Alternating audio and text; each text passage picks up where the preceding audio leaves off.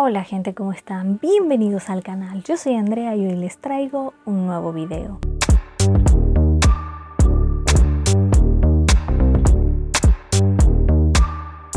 Para los escritores principiantes es muy común que sus personajes terminen siendo clichés unidimensionales, planos o estereotipados. Y si a ustedes les ha pasado, tal vez este video les sirva para diseñar la base psicológica y así hacerlos más distintivos, únicos y reales. Pero antes de continuar, si les interesa esta clase de contenido, no olviden suscribirse al canal y apretar la campanita para que YouTube les avise cada vez que subo un nuevo video. Y ahora sí, comencemos.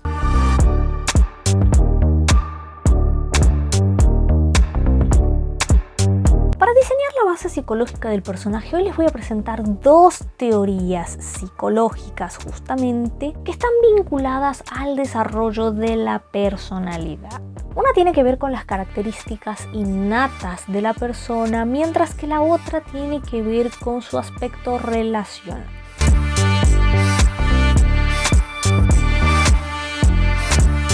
La primera teoría de la que les hablo es el modelo PET. Elaborado por Eysenck, lo voy a dejar por ahí en la pantalla porque no sé bien cómo se pronuncia, y estudió una parte de la personalidad que es el temperamento, ya que cada rasgo está relacionado con una parte del cerebro, o sea que esto está determinado ya desde que nacemos. Según esta teoría, nosotros tenemos tres rasgos que están más o menos activados. El primero de ellos se llama neuroticismo, el cual va a determinar si somos emocionalmente inestables o por el contrario muy estables. Si ustedes conocen a una persona que se exalta con facilidad, que de pronto llora, que tiene ataques de ira y que le cuesta manejar sus emociones, probablemente estén ante una persona con alto neuroticismo. Y por el contrario, si tiene neuroticismo bajo, tal vez sea más tranquila, llore con menos facilidad o tenga menos arranques de ira en situaciones que podrían desestabilizarlo. Y esto indicaría que estas personas tienen neuroticismo bajo, lo cual por lo general suele generar bastante desconfianza porque no parecen personas transparentes. Aunque ese no es el punto, así nacieron básicamente. El segundo rasgo del modelo PEM es la extraversión. Si ustedes conocen gente que le gusta probar cosas nuevas, que están en constante búsqueda de la novedad, que son más sociables, que les gusta salir más, que hablan más, que están más animados y necesitan hacer cosas para activarse, seguramente tengan extraversión alta, mientras que si tienen extraversión baja, son introvertidos. Esto quiere decir que son personas más tranquilas, menos sociables, que no suelen buscar mucho las cosas nuevas y que no necesitan estar haciendo esto y aquello para sentir que disfrutan de la vida. Digamos que son más de estar en su zona de confort. Y el último rasgo tiene que ver con el nivel de testosterona. Es uno que todavía se está estudiando y es la psicopatía. Las personas que puntúan alto en psicopatía suelen ser competitivas, desconsideradas, suelen sentir baja o nula culpa cuando hacen cosas consideradas malas o hieren a los demás, no reconocen los sentimientos de las otras personas ni les tienen consideración, mientras que las personas que puntúen bajo en psicopatía suelen ser empáticas, colaborativas, antes de hacer cosas consideran si estas podrían herir a los demás y si terminan lastimando a otra gente, pues sienten bastante culpa y remordimiento cuando hacen cosas malas. Entonces, para crear un personaje al momento de determinar su temperamento, podemos combinar estas tres categorías, sobre todo las de extraversión y neuroticismo. Y recuerden que esto tiene que ser constante a lo largo de la historia que ustedes estén escribiendo. Si un personaje puntúa alto en neuroticismo y extraversión, es porque tiene un temperamento colérico. Entonces será alguien quisquilloso, inquieto, agresivo, excitable, influenciable, impulsivo, optimista y activo. Obviamente puede tener algunas de estas características y no todas, pero ya les voy a explicar por qué. Si el personaje puntúa alto en neuroticismo y bajo en extraversión, entonces tiene temperamento melancólico. O sea, son volubles, ansiosos, rígidos, sombríos, pesimistas, reservados, insociables y tranquilos. Ahora, si su temperamento es flemático, es porque están puntuando bajo en neuroticismo y bajo en extraversión también. El temperamento flemático es de pasivos, cuidadosos, pensativos, pacíficos, controlados, fiables, ecuánimes y calmados.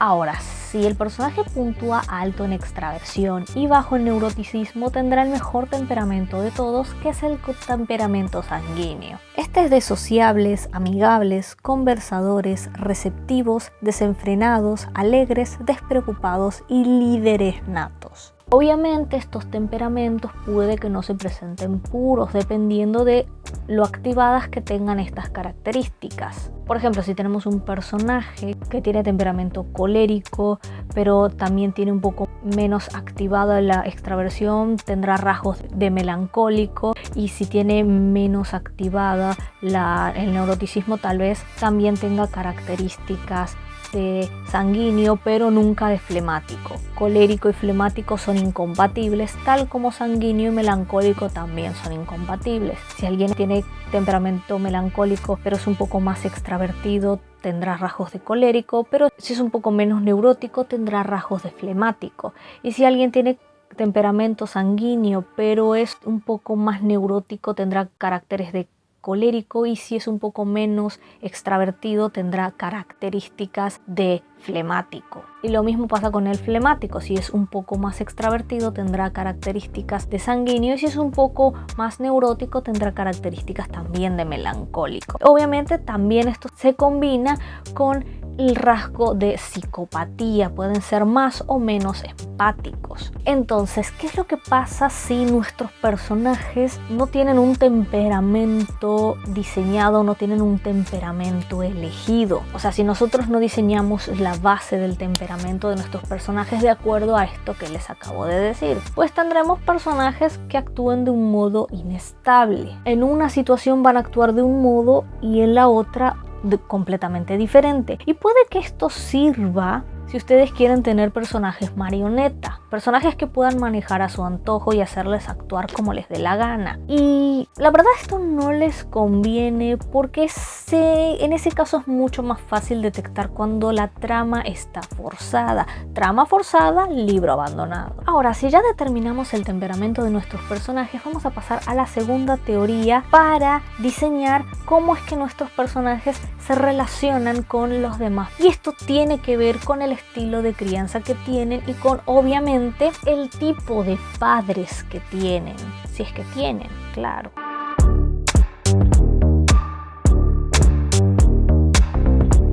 Desde la primera infancia se cimienta una parte de nuestra personalidad que se vincula con las relaciones interpersonales, y me refiero a la teoría del apego. Obviamente, de acuerdo al tipo de apego que tengan los personajes, por el modo en el que sus padres se comportaron con ellos desde pequeños, es como se van a comenzar a relacionar con los demás. Y ojo, quiero explicar que esto del apego es una estructura psíquica que está tan cimentada en las personas que no es que se puede tratar y se puede cambiar el tipo de apego, pero para esto se necesita terapia, no es que cambia de un día para el otro. Entonces, como les dije, tenemos 4 tipos de apego, y el primero del que vamos a hablar es uno bastante conocido, que es el apego ansioso. Un personaje que desarrolla este tipo de apego es porque tuvo padres sobreprotectores, o por el contrario, padres ausentes, ya sea porque los hayan abandonado o porque tengan una presencia intermitente en sus vidas. Este tipo de padre le genera poca seguridad a su hijo en sus figuras de cuidado y también en su entorno. La manera de relacionarse y de querer de estos personajes entonces va a ser muy exigente. Va a demandar constantemente atención, afecto, exigirán un nivel alto de compromiso, de dedicación, incluso invadiendo el espacio personal de los demás, manipulando con la culpa como para asegurarse de que el otro esté allí y que no lo va a abandonar. El ansioso, por ejemplo, en relaciones de pareja, siempre va a tratar de estar con su pareja, demostrándole que le quiere, que le admira, y obviamente va a exigir lo mismo, y si no se le complace, se le va a generar una gran inseguridad. Es muy normal confundir a alguien que tiene apego ansioso con una persona tóxica, pero si bien tiene ciertos rasgos tóxicos, no es al 100%.